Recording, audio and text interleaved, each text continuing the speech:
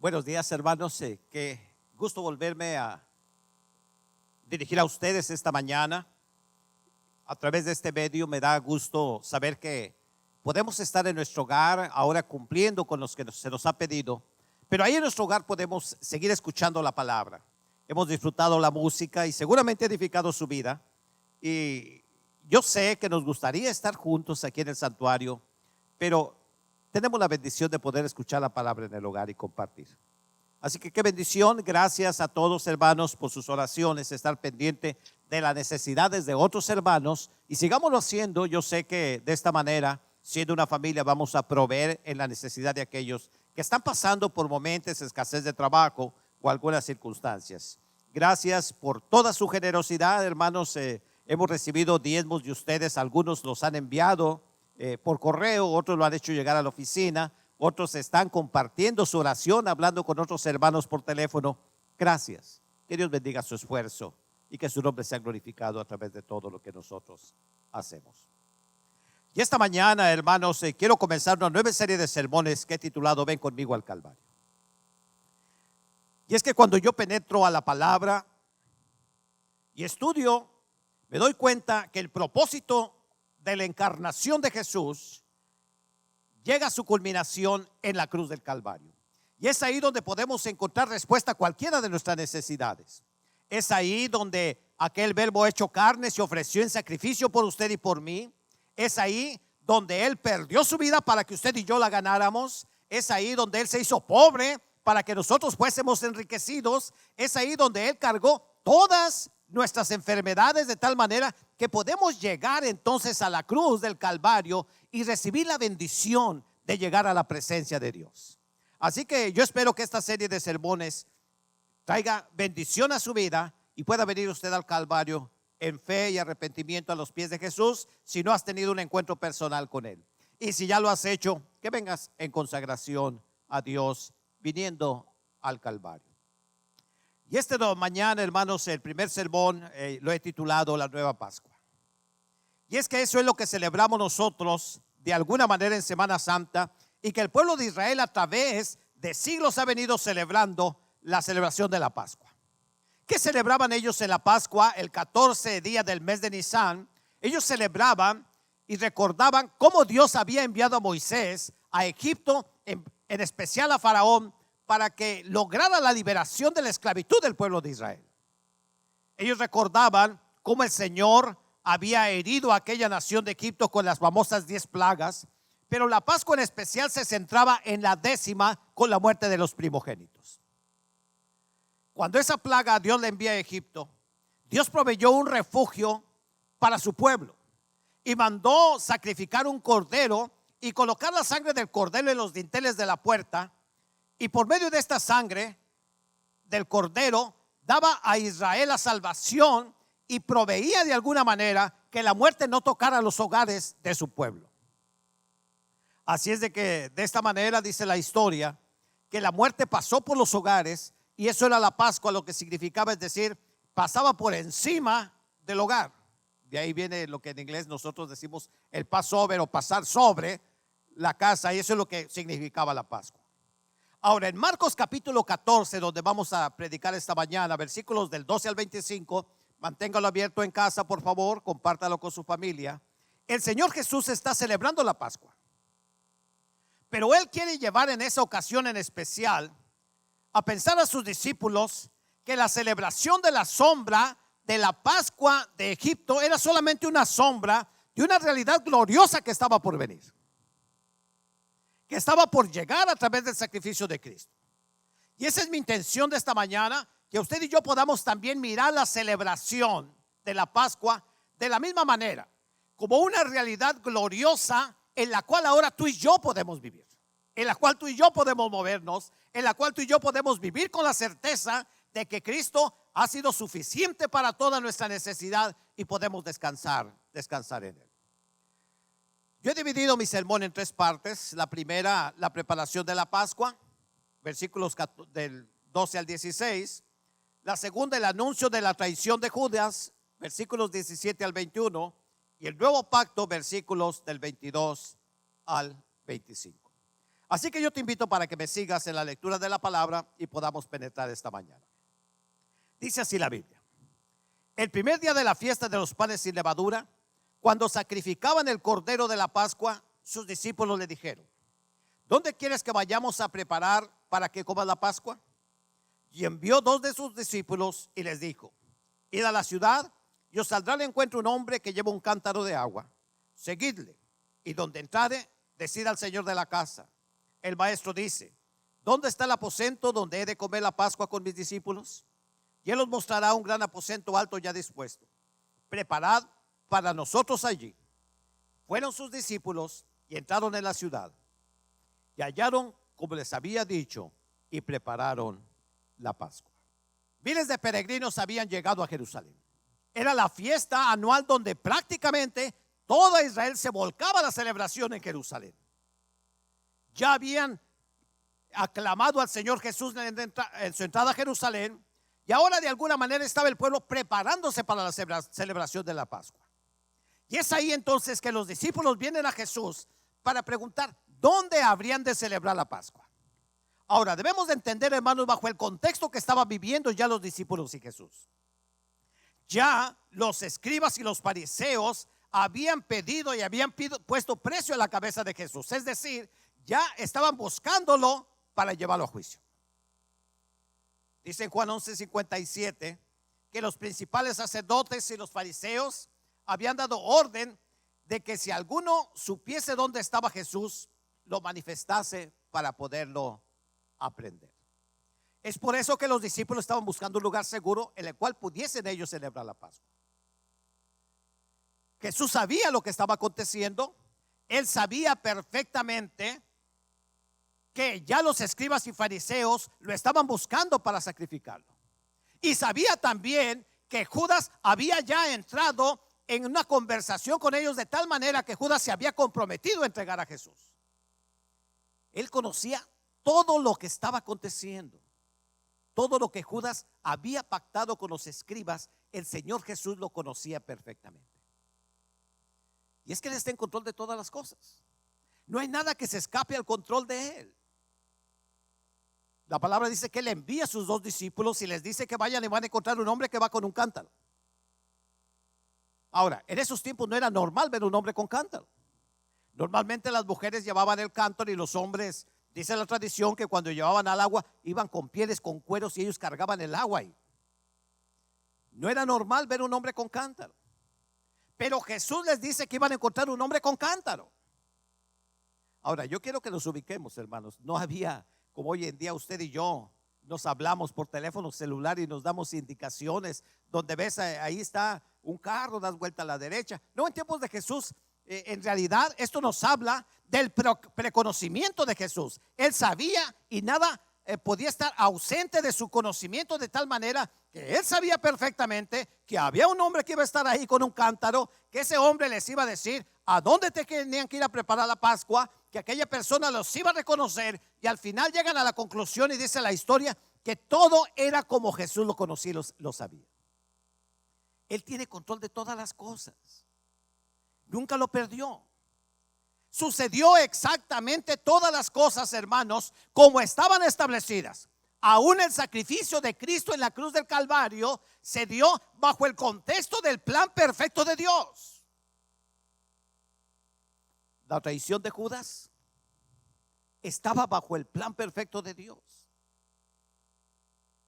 Todo eso era conocido por Jesús. Ahora, esto nos lleva entonces al segundo pensamiento. La traición de Judas. Los versículos del 17 al 21. Y cuando llegó la noche, vino él con los 12. Y cuando se sentaron a la mesa, mientras comían, dijo Jesús: de cierto os digo que uno de vosotros que come conmigo me va a entregar. Entonces ellos comenzaron a entristecerse y a decirle uno por uno: ¿seré yo? Y el otro: ¿seré yo? Él respondiendo les dijo: es uno de los 12, el que moja conmigo en el plato. A la verdad el Hijo del Hombre va, según está escrito de él. Mas hay de aquel hombre, porque en el Hijo del Hombre es entregado.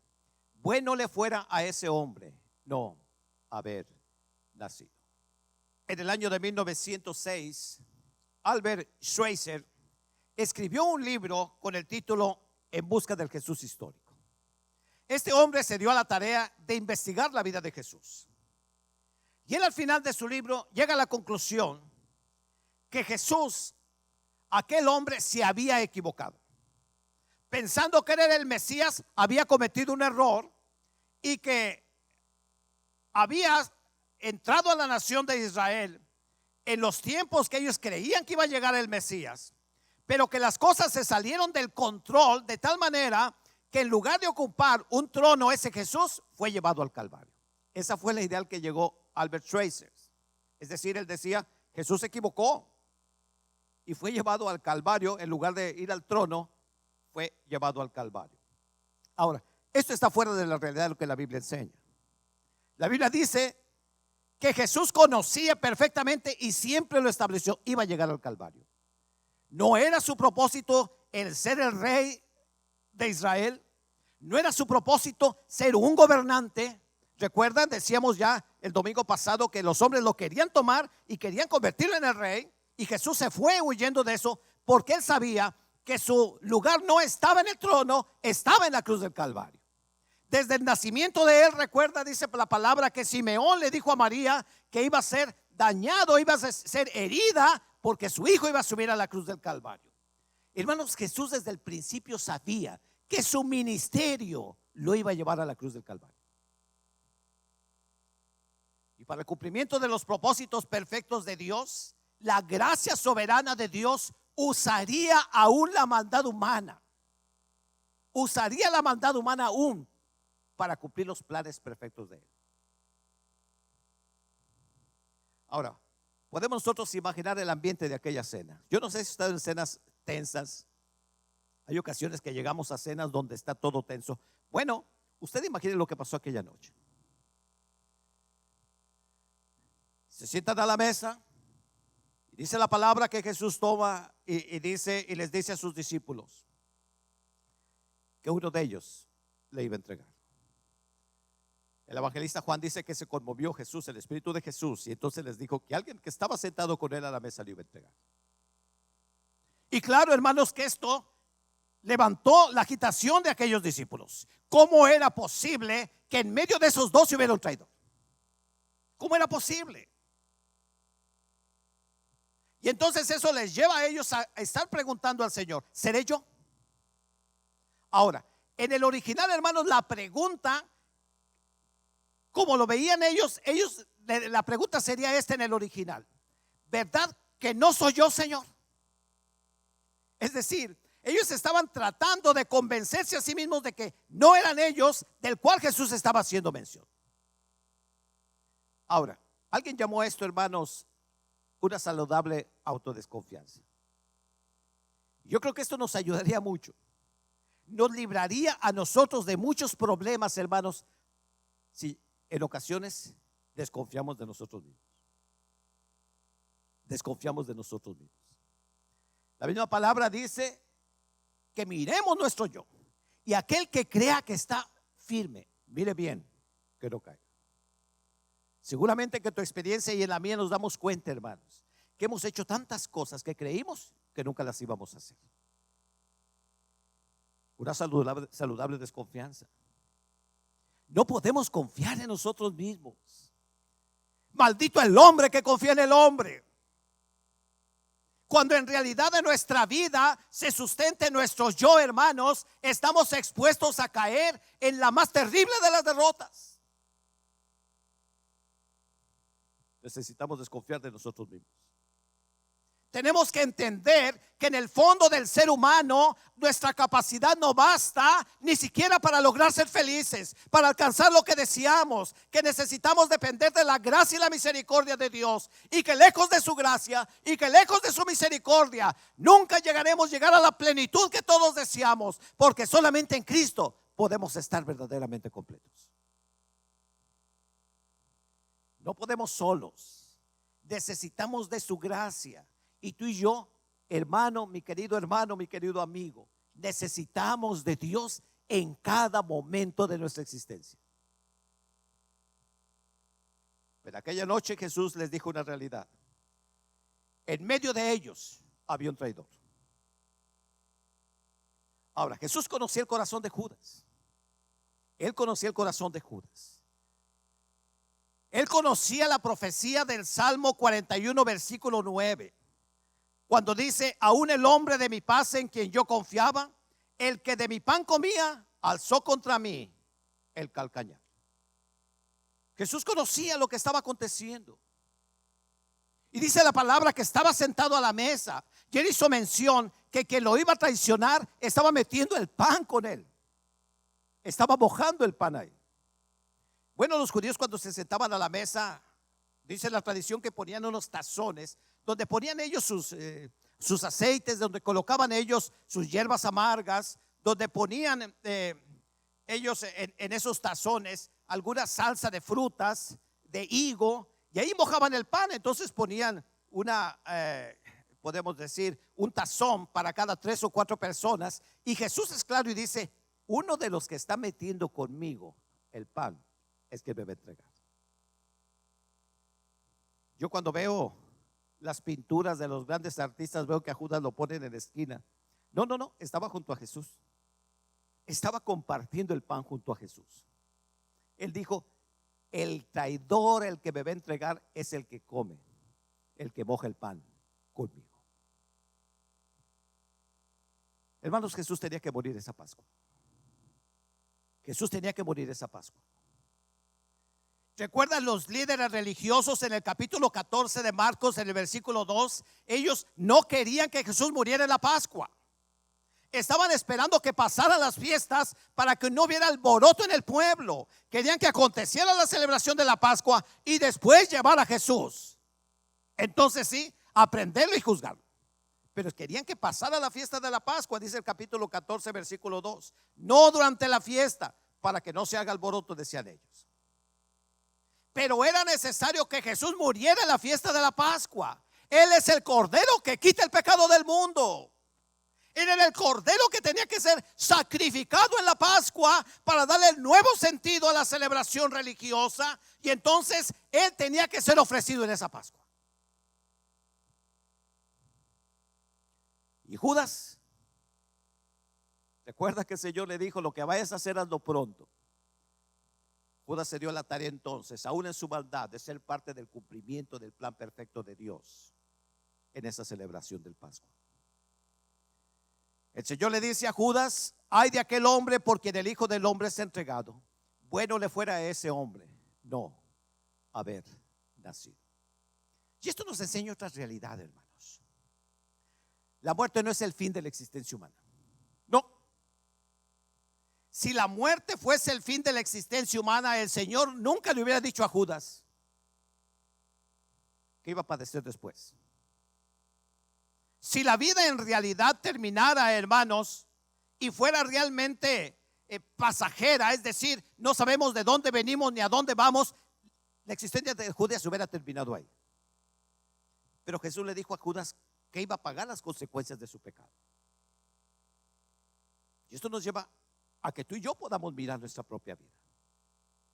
Hermanos, no hay reencarnación. No hay reencarnación. La palabra dice que está establecido que el hombre muera una sola vez y después el juicio.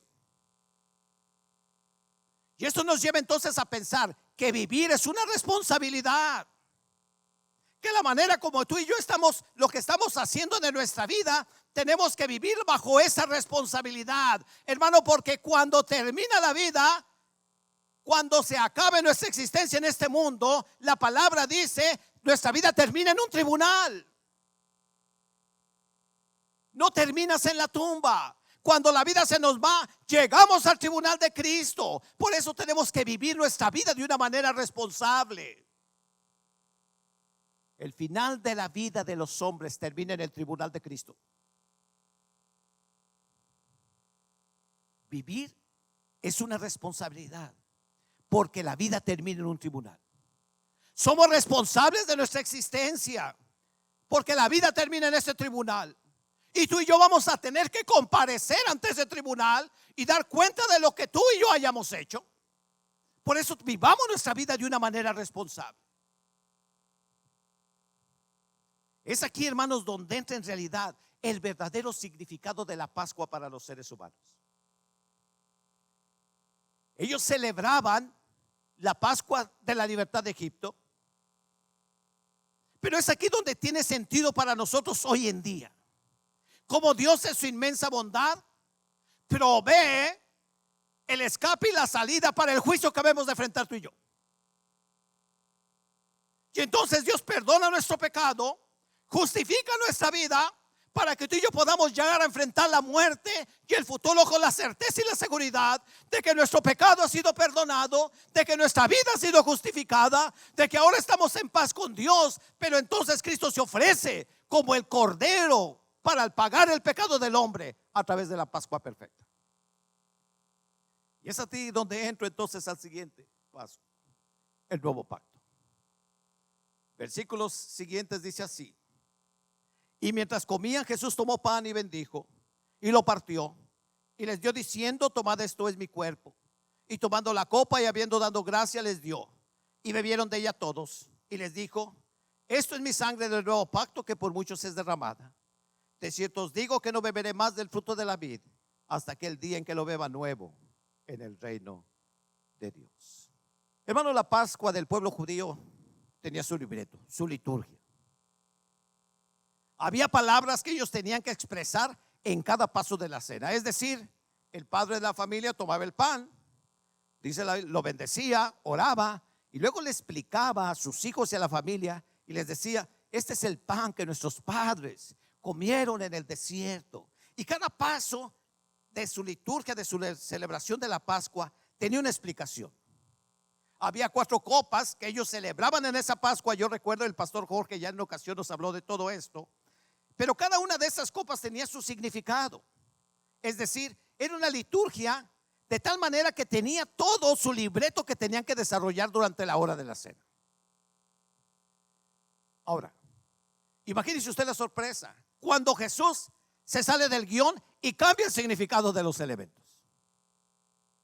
Él toma el pan y en lugar de decir: este es el pan que nuestros padres comieron en el desierto, ahora Él presenta el pan y dice: este es mi cuerpo que será partido en la cruz del Calvario. El Señor cambia el significado de la Pascua. Ya no era recordar la salida de Egipto, ahora era recordar el sacrificio de Cristo. Ahora se centraba en el sacrificio en la cruz del Calvario, porque ahora Cristo era la perfecta provisión. Era el Cordero que quita el pecado del mundo. Y aquel Cordero había quedado en el pasado, el que había sacrificado en Egipto. Pero ahora Cristo se levantaba en el presente para dar un sentido de perpetuidad a la celebración de la Pascua. El Cordero perfecto, entregándose en la cruz del Calvario para que a través de su sangre entonces la muerte pasara por encima de la vida del creyente y pudiésemos tener vida eterna en el nombre de Jesús.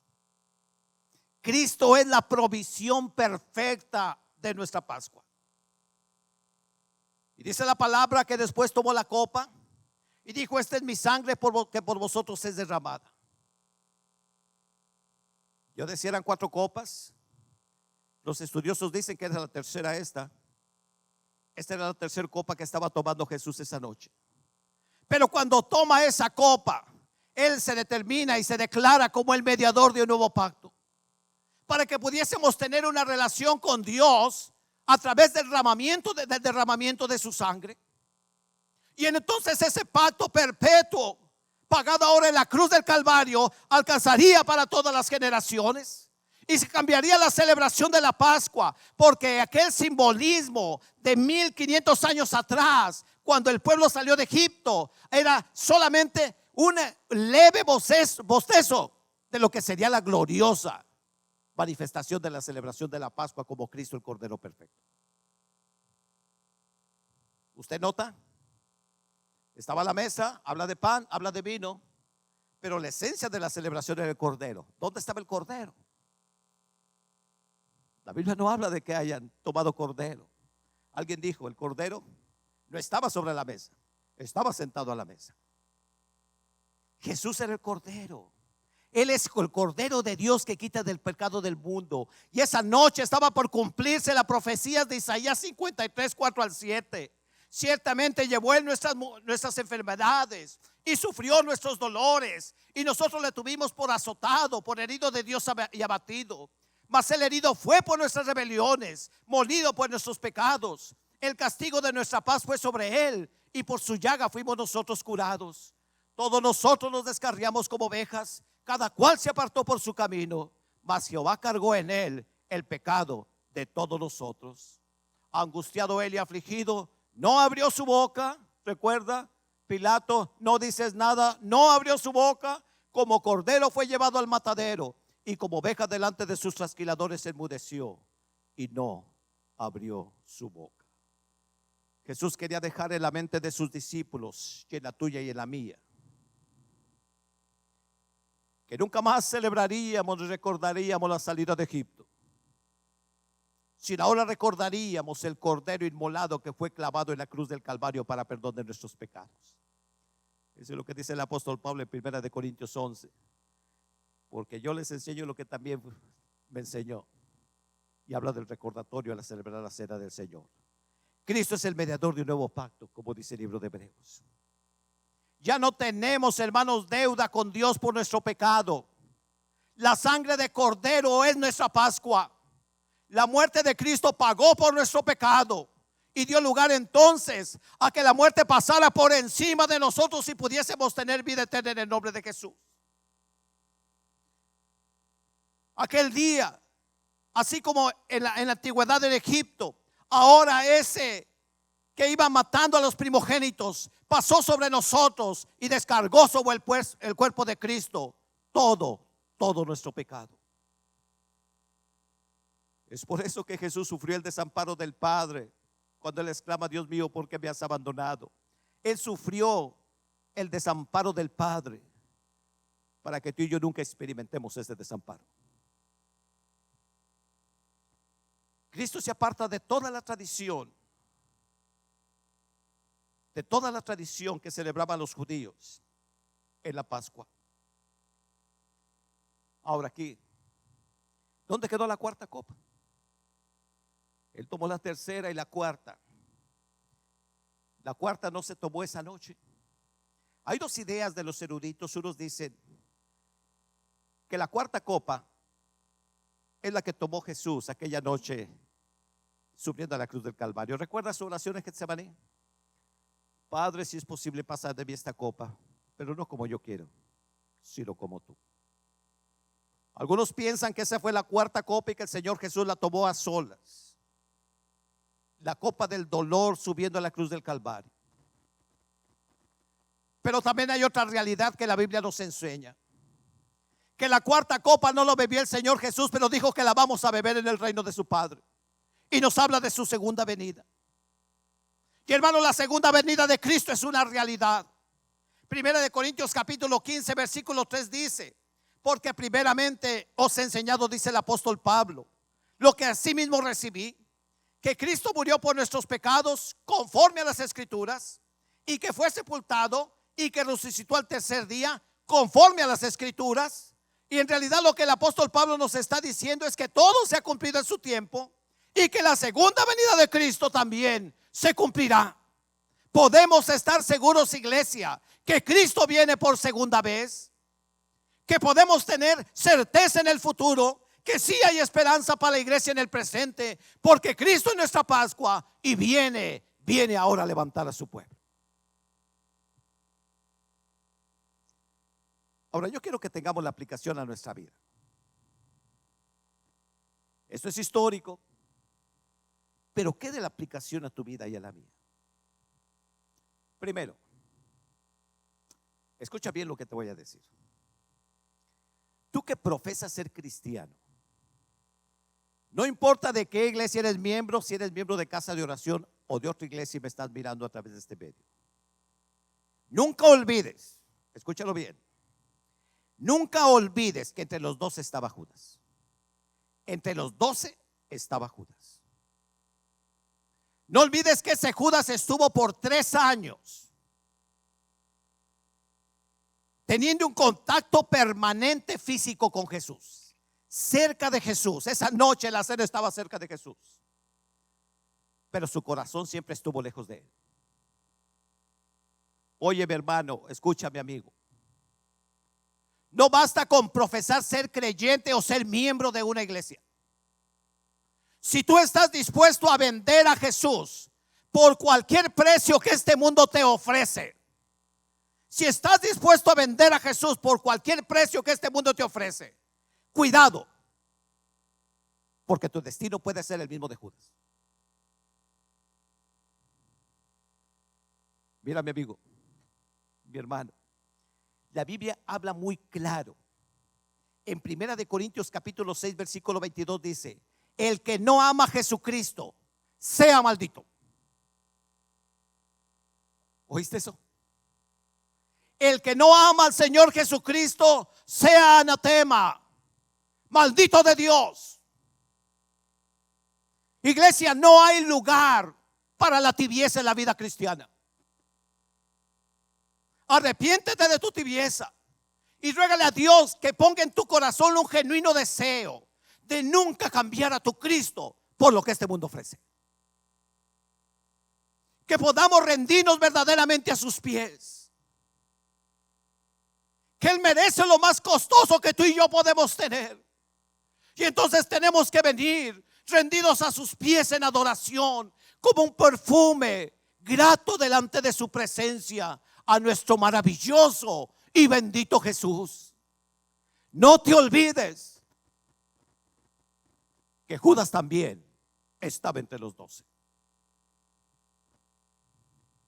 El segundo pensamiento que quiero dejar en tu mente es que Cristo viene. Los ángeles aquel día de su ascensión le dijeron a los discípulos: varones galileos, así como vistes ir al cielo al Señor, así ha de venir. Cristo viene, y la palabra me dice que todo ojo le verá.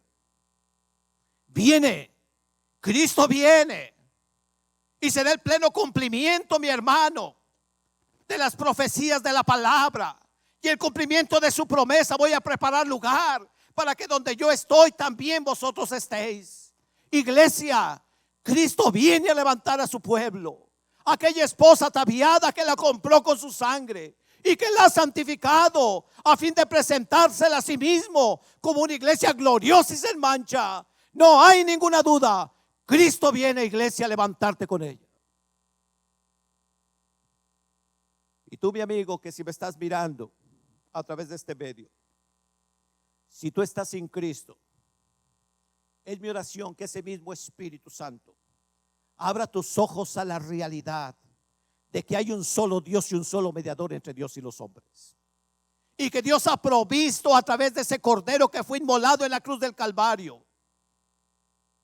Y que solamente en Él podemos encontrar refugio, que no hay en ninguna otra persona. Porque solamente en el sacrificio perfecto de Cristo fue satisfecha la justicia de Dios de una manera plena. Solamente a través del sacrificio de su propio Hijo Jesús. Quiera Dios que si tú no has tenido o no tienes una relación personal con Cristo, vengas a Él en salvación y a través del arrepentimiento y la fe te ampares a la sombra de la cruz.